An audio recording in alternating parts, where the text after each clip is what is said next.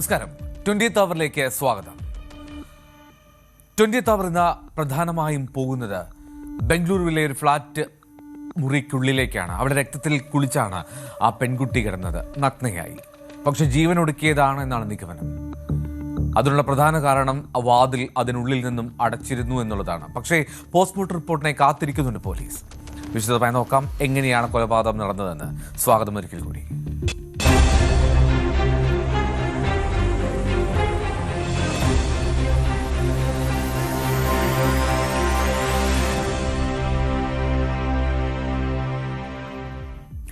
രക്തത്തിൽ കുളിച്ച് നഗ്നയായി യുവതിയുടെ ശരീരം ഫ്ളാറ്റിനുള്ളിൽ, വാതിലകത്തു നിന്നും പൂട്ടിയ നിലയിൽ, മരണത്തിൽ ദുരൂഹതയെന്ന് പോലീസ്.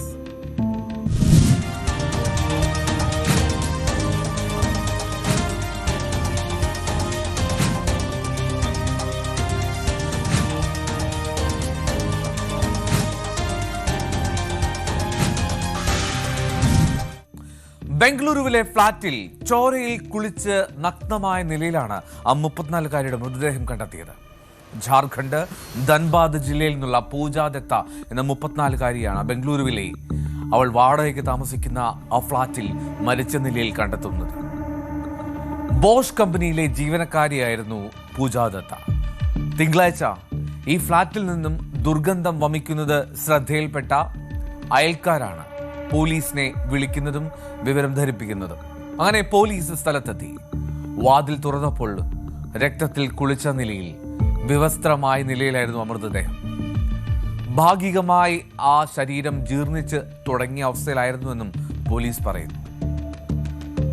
അവളുടെ മൃതദേഹത്തിന് 2-3 ദിവസത്തെ പഴക്കമുണ്ട് എന്നാണ് കരുതുന്നത് എന്നും പോലീസ് അറിയിക്കുന്നുണ്ട്. എന്നാണെങ്കിലും കൂടുതൽ വിവരങ്ങൾ ഈ പോസ്റ്റ്മോർട്ടം റിപ്പോർട്ടിന് ശേഷം മാത്രമേ പറയാൻ കഴിയൂ. ഫ്ളാറ്റിൽ നിന്ന് ആത്മഹത്യാ കുറിപ്പുകളൊന്നും കണ്ടെത്തിയിട്ടില്ല എന്നുള്ളതാണ് മറ്റൊരു പ്രധാനപ്പെട്ട കാര്യം. പക്ഷേ മുറിക്കുള്ളിൽ കടലാസുകൾ ഇങ്ങനെ കീറിപ്പറഞ്ഞ നിലയിൽ കിടക്കുന്നുണ്ട്. മുറി അലങ്കോലമായി കിടന്നിരുന്നു എന്നാണ് അന്വേഷണ ഉദ്യോഗസ്ഥർ പറഞ്ഞത്. എന്നാൽ വാതിൽ അകത്തു നിന്ന് പൂട്ടിയിട്ട ശേഷം, അതിനുശേഷമാണ് ആ മരണം എന്നുള്ളതാണ്. അങ്ങനെ യുവതി ജീവനൊടുക്കി എന്നുള്ള നിഗമനത്തിലേക്ക് പോലീസ് എത്താനുള്ള കാരണം വീടിനകത്ത് നിന്ന് ആ കുറ്റിയിട്ടിരിക്കുന്ന സാഹചര്യമാണ്. പക്ഷേ ഇക്കാര്യമൊക്കെ സ്ഥിരീകരിക്കണമെങ്കിൽ എല്ലാ വശങ്ങളും പരിശോധിച്ച് വരണം. ഒപ്പം പോസ്റ്റ്മോർട്ടം റിപ്പോർട്ടും കഴിയണം. കഴിഞ്ഞ 3 വർഷമായി ഇതേ ഫ്ളാറ്റിലാണ് വാടകയ്ക്ക് താമസിക്കുന്നത് പൂജ. ഏപ്രിൽ 23-ാം തീയതി കടയിൽ പോവാൻ വേണ്ടി, സാധനങ്ങൾ വാങ്ങാൻ വേണ്ടിയാണ് ആ യുവതി അവസാനമായി ഫ്ളാറ്റിൽ നിന്ന് പുറത്തേക്ക് ഇറങ്ങിയത് എന്നാണ് സമീപവാസികളായിട്ടുള്ള ആ ഫ്ളാറ്റിലുള്ളവർ തന്നെ പറയുന്നത്. ഇനി കൊലപാതകമാണ് അവിടെ സംഭവിച്ചത് എങ്കിൽ എങ്ങനെ ആ പൂട്ട് അകത്തു നിന്നുണ്ടായി? ഇനി ജീവനൊടുക്കിയതാണ് എങ്കിൽ നഗ്നയായി കാണപ്പെടുന്ന സാഹചര്യം അതെങ്ങനെയുണ്ടായി? ചോദ്യങ്ങൾ ഒരുപാടാണ്. ഉത്തരങ്ങൾ പറയേണ്ടത് പോലീസാണ്.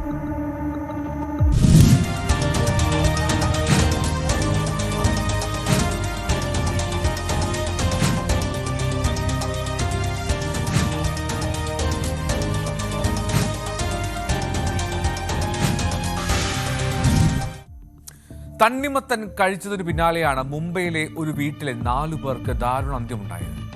ആശങ്കയാണ് എല്ലാവർക്കും ഇപ്പോൾ. തണ്ണിമത്തൻ കഴിച്ചാൽ ജീവൻ നഷ്ടമാകുന്ന സാഹചര്യമുണ്ട്. നോക്കാം ഇടവേളയ്ക്ക് ശേഷം.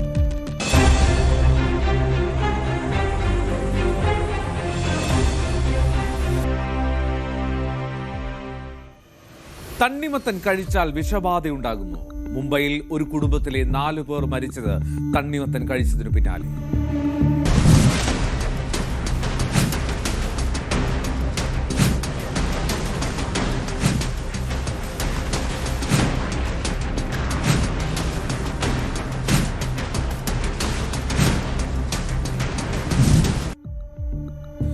ഈ കൊടും ചൂടിൽ ഒന്ന് ചില്ലാവാൻ വേണ്ടി തണ്ണിമത്തൻ ജ്യൂസൊക്കെ കഴിക്കുന്നവരാണ് നമ്മളെല്ലാവരും.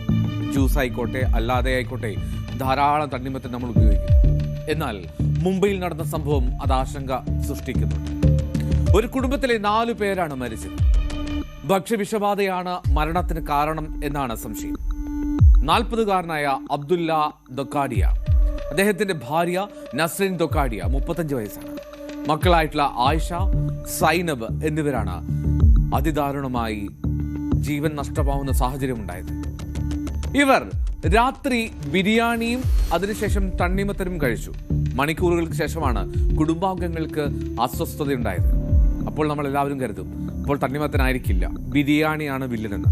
പക്ഷേ അതിൽ പ്രധാനപ്പെട്ട കാര്യം, ആ ബിരിയാണി ആ കുടുംബം കഴിക്കുമ്പോൾ ഒപ്പം മറ്റ് കുറച്ചു പേരും ഉണ്ടായിരുന്നു, അവരും കഴിച്ചിരുന്നു. പോലീസ് റിപ്പോർട്ട് അനുസരിച്ച് രാത്രി ഏതാണ്ട് 10 കൂടിയാണ് ഇവർ ഈ ബിരിയാണി കഴിക്കുന്നത്. ചില ബന്ധുക്കൾ അവർക്കൊപ്പമുണ്ടായിരുന്നു. അവർ പിരിഞ്ഞു, അവർ തിരികെ പോയി. അതിനുശേഷം ബന്ധുക്കൾ പോയതിന് പിന്നാലെ ഏതാണ്ട് രാത്രി 1 മണിക്കും 1:30-ക്കും ഈ 4-അംഗ കുടുംബം തണ്ണിമത്തൻ കഴിച്ചു. രാവിലെ 6 മണിയോടുകൂടി 4 പേർക്കും ഛർദിയും വയറിളക്കവും തുടങ്ങി. പിന്നാലെ അവർ ആശുപത്രിയിൽ ചികിത്സ തേടി. എന്നാൽ 4 പേരുടെയും ജീവൻ രക്ഷിക്കാൻ കഴിഞ്ഞില്ല എന്നുള്ളതാണ് ദാരുണമായിട്ടുള്ള സംഭവം. एक अननेचुरल डेथ की रिपोर्ट दर्ज की गई है, जिसमें एक ही मुस्लिम फैमिली के 4 सदस्य जो थे, हस्बैंड वाइफ और उनकी 2 बेटियां, इनकी मौत हुई है. इसमें 25 अप्रैल को उन्होंने घर पे और भी कुछ रिश्तेदार घर पे बुलाए थे, उनके साथ बैठ के खाना खाया था. उसके बाद एक करीबन रात के 10 साढ़े 10 बजे खाना खाने के बाद बाकी सब रिश्तेदार चले गए थे और रात में 1-1:30 के करीब उन्होंने तरबूज खाया था. उसके बाद सुबह से 5-6 के करीब उनको वॉमिटिंग और लूज मोशंस की कंप्लेन होने लगी थी. उसके बाद उन्हें नजदीकी हॉस्पिटल में ले जाया गया था. സംഭവത്തിൽ അസ്വാഭാവിക മരണത്തിന് പോലീസ് കേസെടുത്ത് അന്വേഷണം ആരംഭിച്ചിട്ടുണ്ട്. ഈ 4 പേരുടെയും പോസ്റ്റ്മോർട്ടം നടത്തി, പക്ഷെ റിപ്പോർട്ട് വന്നിട്ടില്ല. ശാസ്ത്രീയ പരിശോധനയ്ക്ക് ശേഷമേ മരണകാരണം അതെന്താണ് എന്ന് വ്യക്തമാകൂ എന്നാണ് പോലീസ് പറയുന്നത്. ഈ മരണത്തിന് പിന്നിൽ മറ്റെന്തെങ്കിലും കാരണങ്ങളുണ്ടോ എന്നും പോലീസ് അന്വേഷിക്കുന്നുണ്ട്. ശരിക്കും തണ്ണിമത്തൻ ഒരു കില്ലറാകാൻ സാധ്യതയുണ്ടോ? തണ്ണിമത്തൻ നേരിട്ട് മരണകാരണമാകുന്നത് അപൂർവമാണ് എന്നും പുറമേ നിന്നുള്ള വിഷാംശങ്ങളോ ബാക്ടീരിയകളോ ആണ് പ്രധാനമായും ഇത്തരം സാഹചര്യങ്ങളിൽ വില്ലനാകുന്നതുമെന്നൊക്കെയാണ് വിദഗ്ധർ ചൂണ്ടിക്കാണിക്കുന്നത്. എന്തൊക്കെയാണത്? ഈ തണ്ണിമത്തന് ചുവപ്പ് നിറം കിട്ടാൻ വേണ്ടി എറിത്രോസിൻ എന്ന ഒരു ഡൈ അത് കുത്തിവെക്കുന്നത് പലപ്പോഴും ശ്രദ്ധയിൽപ്പെട്ടിട്ടുണ്ട്. മാത്രമല്ല, പഴുപ്പിക്കാൻ ഇപ്പോൾ മാമ്പഴമൊക്കെ പഴുപ്പിക്കാൻ കാർബൈഡ് ഉപയോഗിക്കുന്നു എന്ന് കേട്ടിട്ടുള്ളതുപോലെ തന്നെ ഈ തണ്ണിമത്തനും അത് ഉപയോഗിക്കും. ഇതൊക്കെയാണ് ഒരു പക്ഷേ ഇത്തരം രാസ ട്രീറ്റ്മെൻറ്റുകൾ, കെമിക്കലുകൾ ഉപയോഗിക്കുന്നതാണ് ഈ വിഷബാധയ്ക്കുള്ള സാഹചര്യമൊരുക്കുന്നത്. മറ്റൊരു കാര്യം ചൂണ്ടിക്കാണിക്കപ്പെടുന്നത് നിലത്ത് വളരുന്ന ഒരു ഫ്രൂട്ടാണ്. അപ്പോൾ അതുകൊണ്ട് ഈ തണ്ണിമത്തൻ്റെ തൊലിക്ക് പുറത്തായിട്ട് സാൽമോണല്ല, ലിസ്റ്റീരിയ പോലുള്ള ബാക്ടീരിയകൾ ഉണ്ടാകാനുള്ള സാധ്യതയുണ്ട്. ഏറ്റവും പ്രധാനപ്പെട്ട കാര്യം നമ്മൾ ചെയ്യേണ്ടത്, തണ്ണിമത്തൻ മുറിക്കുന്നതിന് മുമ്പ് നന്നായി ഇത് കഴുകണം. അത് കഴുകിയില്ലെങ്കിൽ ഈ ബാക്ടീരിയകൾ നമ്മുടെ ശരീരത്തിനുള്ളിലേക്ക് എത്താം. ഈ മുറിച്ച കഷ്ണങ്ങൾ തണുപ്പിക്കാതെ വെച്ചാലും ബാക്ടീരിയ പെരുകാനുള്ള സാധ്യതയുണ്ട് എന്ന് വിദഗ്ധർ പറയുന്നു. മാത്രമല്ല, തണ്ണിമത്തനിൽ പൊട്ടാസ്യം കൂടുതലാണ്. വൃക്കരോഗമുള്ളവരിൽ ഇത് ഹൃദയമിടിപ്പ് തടസ്സപ്പെടുത്താൻ പോലും കാരണമായേക്കാം. അപൂർവമായി ചിലർക്ക് തണ്ണിമത്തൻ അലർജിക്കും കാരണമാകാറുണ്ട്. എന്നാലും ഇതൊക്കെയാണ് തണ്ണിമത്തൻ വില്ലനാകുന്ന സാഹചര്യങ്ങൾ. പക്ഷേ അതുകൊണ്ട് ആ കുടുംബത്തിൻ്റെ മരണത്തിന് കാരണം ഇതിലേതെങ്കിലും ഒന്നാണോ എന്നുള്ളതാണ് പോലീസ് പരിശോധിക്കുന്നത്. തണ്ണിമത്തൻ ഉപയോഗിച്ചുകൊണ്ട് മാത്രമാണോ ആ മരണം, ആ വിഷബാധ സംഭവിച്ചത് എന്നുള്ളത് ശാസ്ത്രീയ പരിശോധനാ ഫലം വന്ന ശേഷം മാത്രം തിരിച്ചറിയാൻ കഴിയും.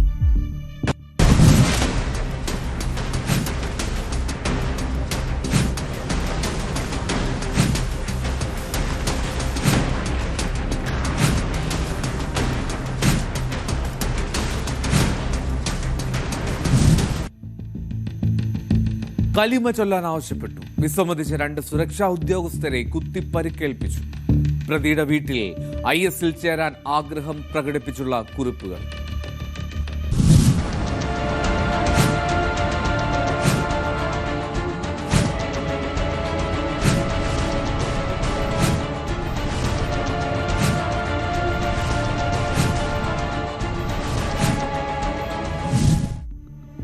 മുംബൈയുടെ പ്രാന്തപ്രദേശമായിട്ടുള്ള മീറ റോഡിലെ നയാനഗർ പ്രദേശത്തെ നിർമ്മാണത്തിലിരിക്കുന്ന കെട്ടിടത്തിന് സമീപമാണ് ഇത്തരമൊരു ആക്രമണം നടന്നത്. ഇന്നലെ പുലർച്ചെ ജബാർ സുബൈർ അൻസാരി എന്നയാൾ, അയാളാണ് ഇത്തരം ഒരു ആക്രമണം നടത്തിയത്. ഭീകര സംഘടനയായിട്ടുള്ള ഇസ്ലാമിക് സ്റ്റേറ്റിൽ ചേരാനുള്ള ശ്രമത്തിലായിരുന്നു ഇയാൾ ഇത്തരത്തിൽ ആക്രമണം എന്നാണ് അന്വേഷണ ഉദ്യോഗസ്ഥർ കരുതുന്നത്. ഇത് സൂചിപ്പിക്കുന്ന ചില തെളിവുകൾ അയാളുടെ താമസ സ്ഥലത്തുനിന്ന് കണ്ടെത്തുകയും ചെയ്തു. മതം ചോദിച്ച ശേഷം കത്തി കൊണ്ട് കുത്തി വീഴ്ത്തുകയായിരുന്നു എന്നാണ് പോലീസിന്റെ റിപ്പോർട്ട്. രാജ്കുമാർ മിശ്ര, സുബ്രോട്ടോ സെൻ എന്നിവർക്കാണ്, ഈ 2 സെക്യൂരിറ്റി ജീവനക്കാർക്കാണ് പരിക്കേറ്റത്. മിശ്ര സ്വയം ആശുപത്രിയിലേക്ക് എത്തി. എന്നാൽ ഗുരുതരമായി പരിക്കേറ്റ സെന്നിനെ പ്രദേശവാസികളാണ് ആശുപത്രിയിലാക്കുന്നത്. വളരെ പെട്ടെന്ന് തന്നെ പ്രതിയിലേക്ക് എത്താൻ പോലീസിന് കഴിഞ്ഞു. CCTV ദൃശ്യങ്ങളുണ്ടായിരുന്നു. 90 മിനിറ്റിനുള്ളിൽ തന്നെ അൻസാരി അറസ്റ്റും ചെയ്തു. കേസിന്റെ ഗൗരവവും പ്രതിയുടെ പശ്ചാത്തലവും ഒക്കെ ചൂണ്ടിക്കാട്ടി മഹാരാഷ്ട്ര ഭീകരവിരുദ്ധ സ്ക്വാഡാണ്, ATS ആണ് അന്വേഷണം ഏറ്റെടുത്ത് നടത്തുന്നത്. ഒരു വ്യക്തി സ്വയം ആസൂത്രണം ചെയ്ത് നടത്തുന്ന ഭീകരാക്രമണം എന്നറിയപ്പെടുന്ന രീതിക്കാണ് ലോൺ വോൾഫ് ആക്രമണം എന്ന് പറയുക. ഇവിടെ സംഭവിച്ചതും ഈ ലോൺ വോൾഫ് രീതിയിലുള്ള ആക്രമണമാണെന്ന് പോലീസ് സംശയിക്കുന്നുണ്ട്. ഏതെങ്കിലും ഒരു ഭീകര സംഘടനയുടെ നേരിട്ടുള്ള സഹായമോ ആയുധങ്ങളോ പരിശീലനമോ ഇല്ലാതെ ഇത്തരം ആക്രമണങ്ങൾ വ്യക്തികേന്ദ്രീകൃതമായി നടത്തുന്നതാണ് ഇത്തരം സാഹചര്യം. എന്താണെങ്കിലും അൻസാരിയുടെ വസതിയിൽ നടത്തിയ പരിശോധനയിൽ കൂടുതൽ ആശങ്ക സൃഷ്ടിക്കുന്ന കാര്യങ്ങളാണ് പുറത്തേക്ക് വരുന്നത്. IS-ൽ ചേരാനുള്ള വലിയ ആഗ്രഹമായിരുന്നു ആ ചെറുപ്പക്കാരന്. അത് പ്രകടമാക്കുന്ന ചില കൈയെഴുത്ത് പ്രതികൾ അന്വേഷണ ഉദ്യോഗസ്ഥർ ആ മുറിക്കുള്ളിൽ നിന്ന് കണ്ടെടുത്തു. ഈ ആക്രമണത്തെ ലക്ഷ്യത്തിലേക്കുള്ള ഒരു ചവിട്ടുപടിയായിട്ടാണ് അയാൾ വിശേഷിപ്പിക്കുന്നത്. തീവ്രവാദ സംഘടനകളുമായി എന്തെങ്കിലും ബന്ധമുണ്ടോ എന്നറിയാനുള്ള രേഖകളും വീഡിയോകളും ഒക്കെ അദ്ദേഹത്തിന്റെ ഇലക്ട്രോണിക് ഉപകരണങ്ങൾ ഉദ്യോഗസ്ഥർ പരിശോധിച്ചു വരികയാണ്.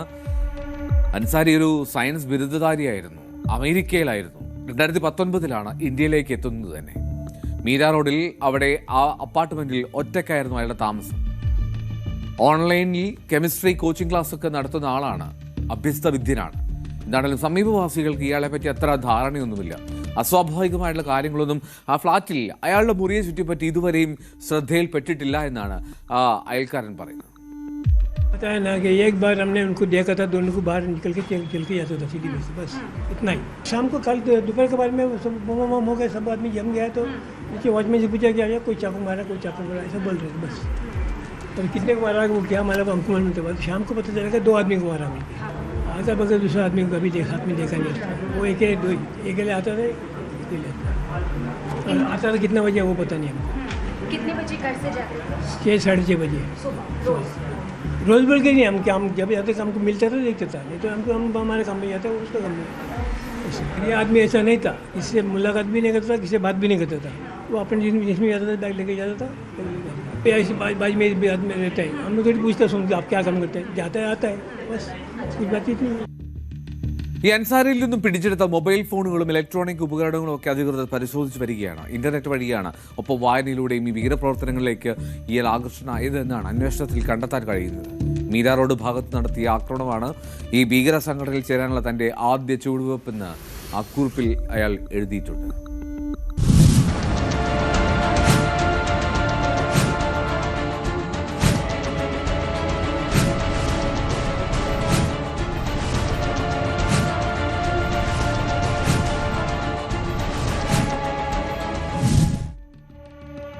നെടുങ്കണ്ടം ഇരട്ടക്കൊലയിൽ കുറ്റസമ്മതം നടത്തി പ്രതി സജിയെ പിടികൂടിയത് ഡ്രോൺ നിരീക്ഷണത്തിനിടെ.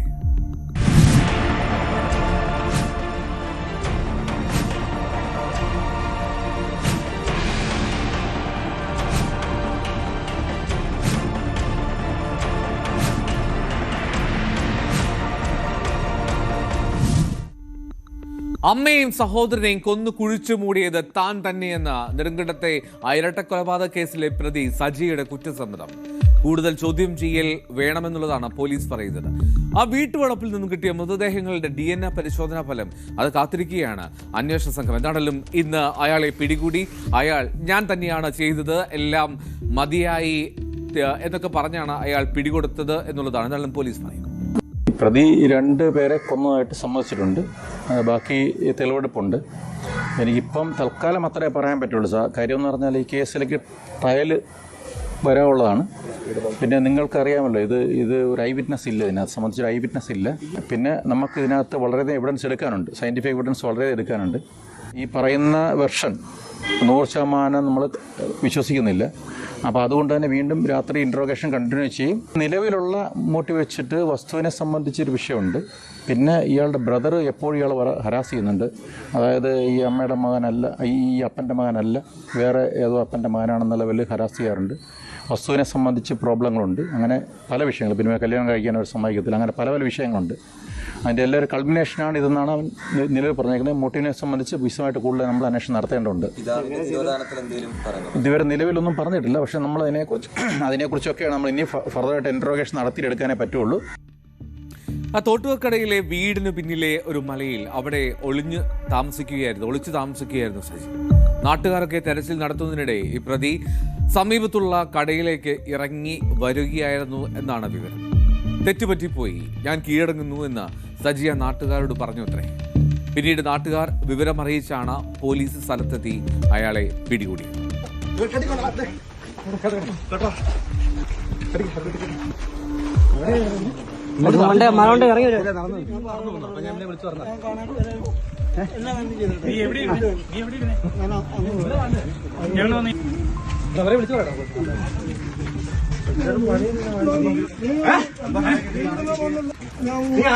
ഒച്ചക്ക് വടക്കെന്ന് പറഞ്ഞാ അപ്പൊ കിട്ടി ഓടിവാ ഓടാ ചേട്ടാ കിട്ടി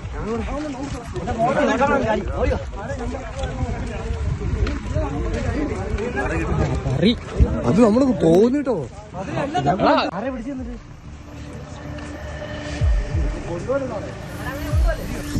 ഡ്രോൺ ഉപയോഗിച്ചുള്ള രാവിലെ മുതൽ ഡ്രോൺ ഉപയോഗിച്ചുള്ള പരിശോധനകൾ ആ മലമ്പെട്ട് പാറക്കെട്ട് ഉൾപ്പെടെയുള്ള സ്ഥലങ്ങളിൽ ഡ്രോൺ ഉപയോഗിച്ചുള്ള പരിശോധന നടക്കുകയായിരുന്നു. നാട്ടുകാരും വൻ പോലീസ് സന്നാഹം ഉണ്ടായിരുന്നു. ഏകദേശം ഒരു അരമണിക്കൂർ മുമ്പ് പ്രതി തന്നെ മലയിൽ നിന്ന് ഇറങ്ങി വന്ന് അവിടെ ഒരു കടയിൽ വന്നിരുന്ന് എനിക്ക് തെറ്റിപ്പറ്റിപ്പോയി, ഞാൻ പോലീസിന് കീഴടങ്ങാണെന്ന് പറയുകയും അവിടെ നിലത്തിരിക്കുകയും ചെയ്തു. അപ്പോൾ തന്നെ പോലീസ് നാട്ടുകാരുണ്ടായിരുന്നു ആ സ്ഥലത്ത് തന്നെ. പോലീസ് അന്നേരം തന്നെ പുള്ളിയെ കൈ പിടിച്ച് വണ്ടിയെ കയറ്റി സ്റ്റേഷനിലേക്ക് കൊണ്ടുവന്നു. സ്റ്റേഷനിൽ ഇപ്പോൾ കൊണ്ടുവന്നിട്ട് വൈദ്യപരിശോധനയ്ക്ക് ശേഷം വീണ്ടും സ്റ്റേഷനിൽ കൊണ്ടുവന്നിട്ടുണ്ട്. പുള്ളി സ്വയം കടയിലേക്ക് വരുന്നത്. അത് ഞങ്ങളെ പരിശോധിച്ച ഞങ്ങൾ തെരച്ചിൽ നടത്തിയ സ്ഥലങ്ങളിൽ തന്നെ പുള്ളി ഉണ്ടായിരുന്നു. അവിടെ നിന്ന് പുള്ളി ഇറങ്ങി വന്നത് ആ ഭാഗത്തും തന്നെ പുള്ളി അവിടെ ഒരു കടയിലേക്ക് ഇറങ്ങി വന്നിട്ട് എനിക്ക് അബദ്ധം തെറ്റുപറ്റിപ്പോയി, ഞാൻ കീഴടങ്ങാണെന്ന് പറഞ്ഞു. ആ കടയിൽ ഒരു ചേച്ചിയാണ്, ആ ചേച്ചിയോട് പറഞ്ഞു ഞാൻ കീഴടങ്ങാണ്, എനിക്ക് തെറ്റുപറ്റിപ്പോയെന്ന് പറഞ്ഞു. അങ്ങനെ പുള്ളി കുറ്റസമ്മതം നിലവിൽ അവിടെ നടത്തി. അങ്ങനെയാണ് പോലീസ് അടുത്തുണ്ടായിരുന്നു, തൊട്ടടുത്തുണ്ടായിരുന്നു. പോലീസ് കൂടി വന്നു. പോലീസ് നാട്ടുകാരും എല്ലാവരും ഉണ്ടായിരുന്നു. പോലീസ് സംഘം ആ വീട്ടിലേക്ക് എത്തിയതിന് പിന്നാലെ തന്നെ ഇയാൾ അവിടെ കടന്നു കളഞ്ഞതാണ്. അങ്ങനെ അന്വേഷണം ഊർജിതമാക്കിയിരുന്നു. ഒടുവിൽ ചൊവ്വാഴ്ച, അതായത് 12 മണിയോട് കൂടിയാണ് സജിയെ ആ സമീപത്തെ കടയിൽ നിന്നും പിടികൂടുന്നത്. വീടിന് പിന്നിലെ മലനിരകളിൽ ഒളിച്ചിരിക്കുകയായിരുന്നു എന്നാണ് അയാൾ പറയുന്നത്. ഈ പിടിക്കപ്പെടുമ്പോൾ കൈപ്പത്തിയിൽ ഒരു പൊട്ടലുണ്ടായിരുന്നു. ശുചിമുറിയിൽ വീണതാണെന്നാണ് പറഞ്ഞതെങ്കിലും ഈ കൊലപാതകത്തിന്റെ സമയത്ത് ഉണ്ടായ പരിക്കാണോ എന്ന് പോലീസ് പരിശോധിക്കുന്നു. വിശദമായ ചോദ്യം ചെയ്യലിലൂടെ മാത്രമേ അതിന്റെ യഥാർത്ഥ കാരണവും വിവരങ്ങളുമൊക്കെ തിരിച്ചറിയാൻ കഴിയൂ. മാത്രമല്ല, പിതാവിന്റെ തിരോധാനത്തിലെ ദുരൂഹതയും നീക്കാൻ പോലീസിന് കഴിയുമെന്ന് പ്രതീക്ഷിക്കാം. അത്തരത്തിലുള്ളൊരു പരാതി സഹോദരി നൽകുമെന്നാണ് കരുതുന്നത്. കാരണം അവളെയും അത്രമാത്രം ഇവർ ഉപദ്രവിച്ചിരുന്നു എന്നാണ് അവർ പറയുന്നത്.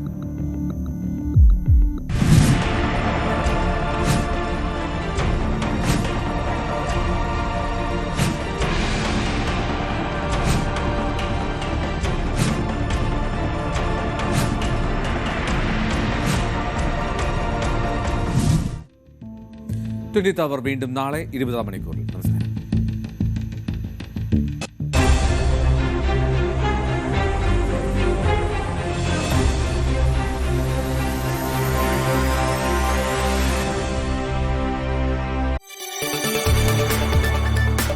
കൂടുതൽ വാർത്തകൾക്ക് News 18 Keralam YouTube channel subscribe ചെയ്യുക.